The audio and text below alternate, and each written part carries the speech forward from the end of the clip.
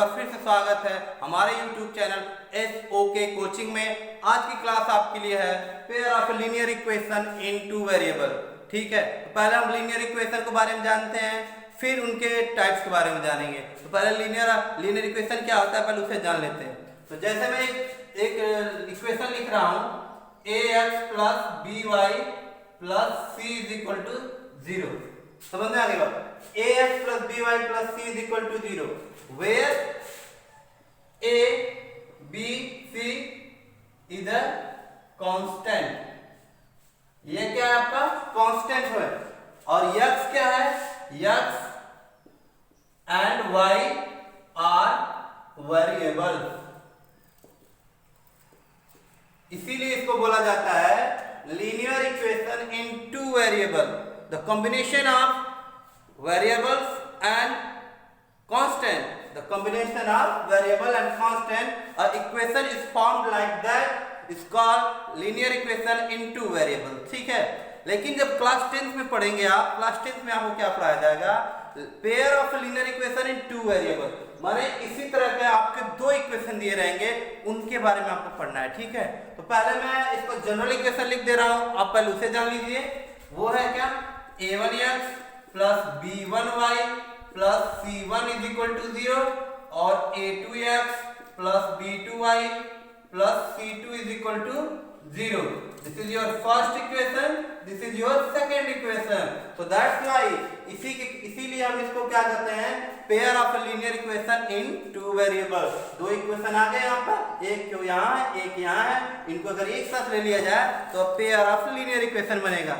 तो क्लास 10 के विद्यार्थी जो इस बार एग्जाम बोर्ड में हैं, उनको ये बात ध्यान में रखनी होगी कि आप क्लास 9 में pair of linear equation in two variable नहीं पढ़े हैं, आप क्लास 9 में पढ़े हैं linear equation in two variable. मतलब एक लीनियर इक्वेशन दिया रहता था उसको आप पढ़े हैं, तो हम यहाँ पर आपको पढ़ाएंगे pair of linear equation in two variable. So that तो आपके पास दो पेयर ऑफ लीनियर इक्वेशन दिए रहेंगे, उनको सॉल्व करके आपको x और y की वैल्यू निकालनी है, और उसी x और y की वैल्यू को इस इक्वेशन में पुट करने के बाद इस इक्वेशन को अगर सेटिस्फाई करेगा तब तो हमारा सही है, अदरवाइज नहीं सही है।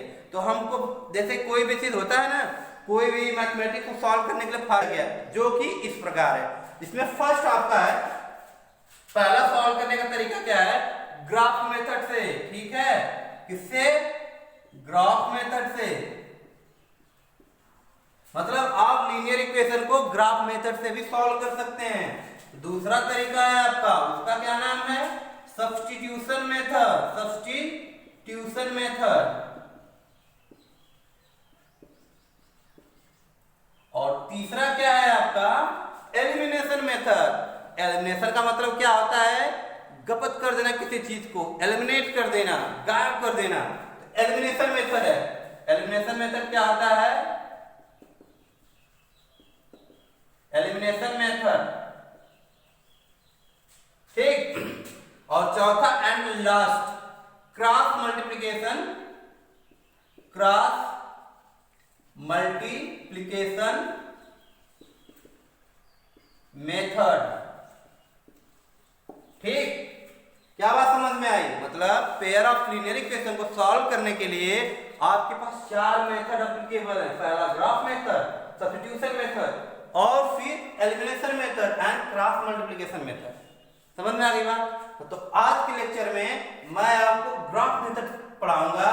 बहुत से बच्चों को ग्राफ मेथड से प्लॉट करने में पॉइंट बहुत ही प्रॉब्लम आती है। जब उन्हें कोऑर्डिनेट प्लॉट करना होता है तब पॉइंट कैसे निकालते हैं मैं वो बताऊंगा। बहुत ही आसान है, graph method is so easy. Graph method बहुत ही इजी है in pair of linear equation को सॉल्व करने के लिए। तो दैट्स आज मैं आपको पढ़ाऊंगा ग्राफ मेथड, और उस पे आपको मैं एग्जांपल कराऊंगा। ठीक है बच्चों?